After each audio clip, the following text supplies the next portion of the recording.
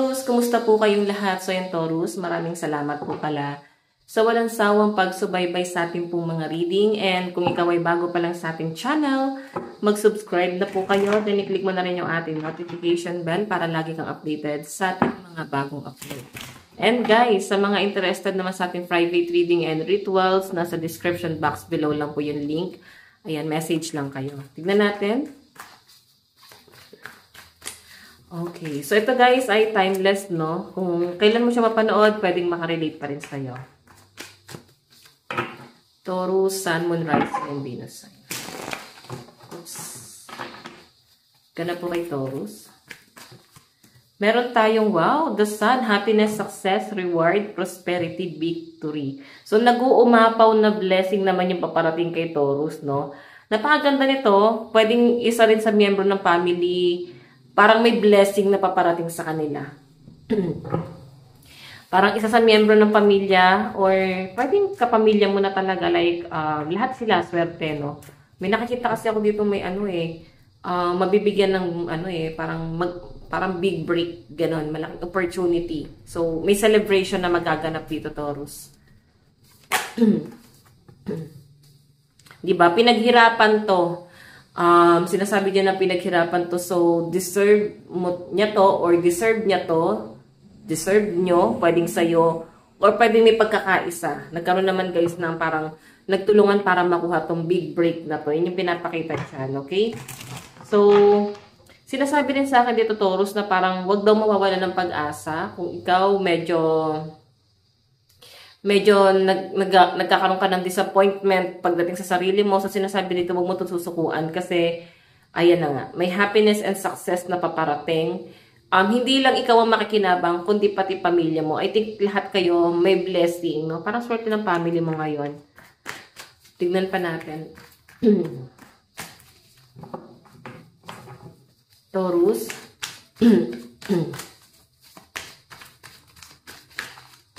Meron tayong 9 of Cups. May nakikita ako sa mga Taurus parang promotion. Oo. May offer din abroad, oh. So, Taurus, ito na lang ha. Parang hindi mo hiniling or hindi mo na in-expect, pero sinasabi dyan, wish granted, oh. Plenty. Plenty of happiness, wealth, comfort. So, yun yung possible na paparating sa inyo. Kung ngayon, nalulungkot ka. Nakikita ko guys na meron kang gagawin sa sarili mo. Action to para sa sarili mo. Pero hindi ka nag-expect dun sa bagay na yun. Tapos magugulat ka na lang na ang laki ng impact, no? Ang laki ng blessing na ibinibigay sa inyo na talagang never ka nag-expect dito sa bagay na to. Pero pinagkakaloob sa inyo. May nakikita akong travel dito. Ayan, no? Clueless ka pa rin sa mga bagay-bagay. Ayan. Tignan pa natin, guys.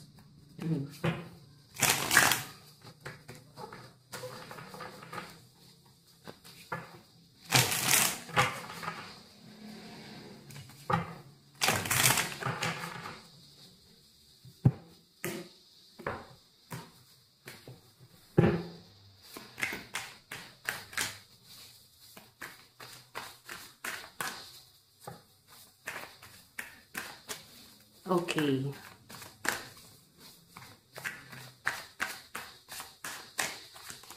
Meron tayong Top Pentacles, Financial Decision, Choice, Option, Balance, Change. May nakikita ko dito, Taurus, parang meron kayong gustong bilhin. Pero undecided kayo dyan sa bagay na yan.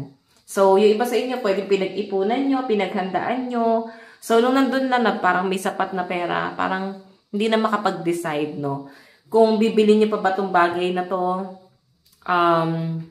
or ilalaan na lang sa pangangailangan ng family. Yung iba naman sa inyo guys talagang meron kayong gustong bilhin. Siguro dahil nakyutan ka or passion mo tong bagay na to. Ayan, may nakikita kasi ako dito kulang sa pinansyal, pero mapag-iipunan. So kakayanin, no? So deserve mo naman yan, reward mo na yan para sa sarili mo, Taurus. Huwag mo na ipagkait sa sarili mo yan. Okay? Reward mo na to para sa sarili mo, gift mo na to para sa sarili mo. Okay? Yan, baka kasi may mga nagpipigil sa inyo, Taurus, no? Parang sinasabi na, wag mo na, baka hindi pa naman parang natataon or baka hindi pa naman kailangan. Pero kasi guys, to Pentacles kasi, nag-aalangan ka kasi siguro napapaisip ka sa sinasabi sa inyo ng ibang tao. Okay? Na parang ito mas, mas practical ko ito yung gagawin mo. Okay? Since pera mo yan, ikaw ang magde-decide ano talaga yung gusto mo. Pwede ka manghingi ng guidance sa iba kung ano yung mas the best na bilhin or kung saan mo mas dadalhin yung pera mo. Pwede ka manghingi ng guidance pero sarili mo pa rin ang masusunod dyan, Taurus. Okay, tignan pa natin Taurus, Sun, Moon, Rising, and Venus sign.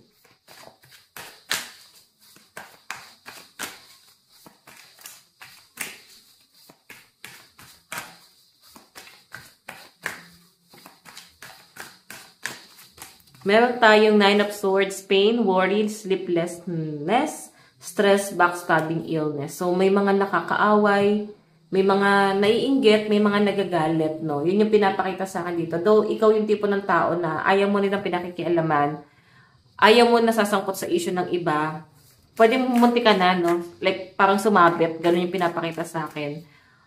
Pero, sinasabi pa rin dito, Taurus, na kahit anong gawin mo, yung tipong wala ka nang pakialam, masasabit ka pa rin sa issue ng iba. So, mas maganda dyan, guys, wag na magsalita. Oo, ganun yung pinapakita sa akin dito. Parang wag na lang magsalita. Kasi, parang kahit saan ka lumugar, alam mo yun, naapektuhan ka pa rin. Okay? So, may nakikita ko dito sa mga Taurus, pagod din to, no? Pagod mo kakaisip, pagod sa trabaho. Siguro yung iba sa inyo gusto niyo na mag-resign kasi hindi ka na nakakapag-focus sa trabaho, hindi ka na nakakapag-focus sa family mo kasi puro trabaho na lang. Parang buong buhay mo, puro trabaho yung ginagawa mo. So, wala ka na nagiging time, mas pagod pa. Tignan natin. Wala ka nang nabibigay na time para sa family mo. Tignan natin guys, meron tayong Knight of Wands. So, may nakikita ko dito guys, Taurus may paparating sa inyo pagdating sa love life mo, no? Parang willing siyang tumulong. Or, parang superhero. Ganun yung pinapakita. Sa kabilahan ng stress na paparating sa inyo, or dumarating sa inyo, may taong tutulong at tutulong sa inyo. Hindi man to guys, romantic, partner, pwedeng sa kaibigan. Basta may willing to help dito. May gustong tumulong. So, parang malalampasan mo pa rin yung problema mo, Taurus. Ayan, tignan natin. Meron tayong, Five of Wands. Taurus, meron dito someone from the past ang nag-abandon na sa inyo. Inabandon na ka nitong taong to. Tapos parang bigla na lang siyang babalik. Bigla siyang magpaparamdam sa inyo. I think hindi ka na nag-expect sa taong to, pero may pagpaparamdam siyang gagawin dyan. Okay? Yung pagpaparamdam niya na to, guys, gulo pa rin yung dulot. Like, ginugulo niya na naman yung tahimik mong mundo eh. Ayan, no? Competition, fight, conflict, opposition, change, rivalry. So, I think may third party involved dito. Meron tayong King of Wands, passion, fairy, creativity, courage, power, leadership. Yung pinapakita sa akin dito, Taurus, may pipigil or pwedeng takot siya sa judgment. May mga taong nagagalit sa person mo na to kasi yung pinagagawa niya sa inyo guys, sobra kang sinaktan. And rin yung naging dahilan kung bakit parang nagmukha, nagkaroon ka ng mga sleepless night. Ganyan yung pinapakita sa akin. Pero kung makita nyo guys, parang babalik siya kung kailan tahimik na yung mundo mo. Like, hindi mo naiisip yung mga problema. So, kung kailan inaayos mo na yung sarili mo, bakit bigla siya magpaparamdam? Yung pinapakita dyan, Taurus. So, kung makikita mo yun, passionate fairy, no? May travel siya napapunta sa inyo or communication. Pero dalawang tao yung nakikita ko rito paparating sa inyo. Okay? Dalawang ex ba to? Or dalawang past person. Basta ganun yung pinapakita sa akin na alam mo yun, parang nang abandon sa inyo. So, tingnan na Taurus. Additional message. Pagdating sa love life mo. Oops. Meron tayong playing games. Ayan. So, Taurus yung pinapakita sa akin pagdating sa love life mo is mapaglaro. Siguro ikaw mismo pinapasok mo yung sarili mo sa mapusok, mapaglarong mundo. Ikaw mismo na ilalagay mo sa gulo yung sarili mo sa halip na dapat hindi na. So, sinasabi dito, this is a game to me the way I'm acting, responding, or posting it to get your attention. So, yung sinasabi dyan guys is parang yun nga, playing games. Parang ano lang to parang biro-biruan. Ganon, tas nahuhulog. Meron tayong no compare. So, siguro sa lahat na naging kabiruan niya, flirt niya, ikaw yung hindi niya ma-let go. Let go. May mga selosan pa nga. Ano ba ito? May mga love triangle.